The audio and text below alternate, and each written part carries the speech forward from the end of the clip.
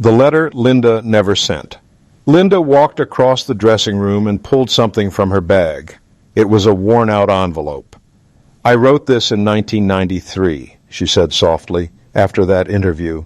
Emmylou slowly opened it. Her hands trembled as she unfolded the letter.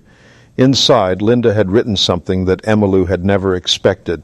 "I was wrong to speak about your song like that. The truth is, it hit me too hard. It reminded me of my dad, and I couldn't face that pain. I wasn't rejecting your song. I was running from my own." Emmylou looked up, stunned. Linda had never spoken those words aloud. Instead, she'd kept them bottled up, afraid that admitting the truth would ruin what was left. "I didn't know how to be vulnerable like you," Linda said. "You lived inside your emotions. I always kept mine locked up." Emmylou felt tears welling up.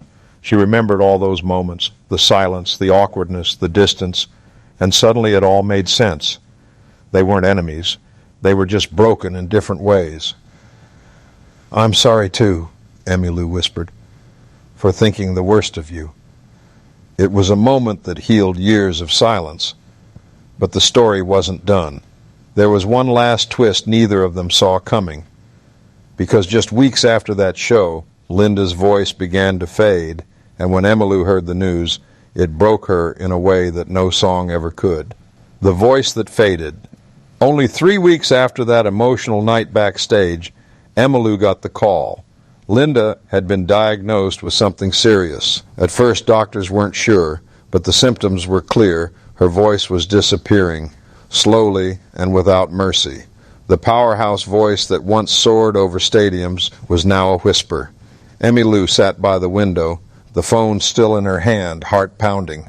"No, not Linda," she whispered. It turned out to be progressive supranuclear palsy, a rare disorder that looked like Parkinson's. At first, it robbed her of her voice, her balance, and eventually her independence. Emmylou tried to visit, but Linda, ever the proud performer, wouldn't let her come right away. "I don't want you to see me like this," Linda said over the phone. "Not yet." But Emmylou insisted. "I don't care how you look," she said. "I just want to see my friend." When they finally met again, it wasn't on a stage or in a studio. It was in Linda's quiet home in San Francisco. No lights, no microphones, just two women sitting together in the afternoon sun, sharing old memories and quiet smiles. Linda could still talk a little, but singing, the thing that once united them, was gone. Emmylou remembered the first time she ever heard Linda sing. That fire, that feeling of standing next to a storm in motion. It had changed her life.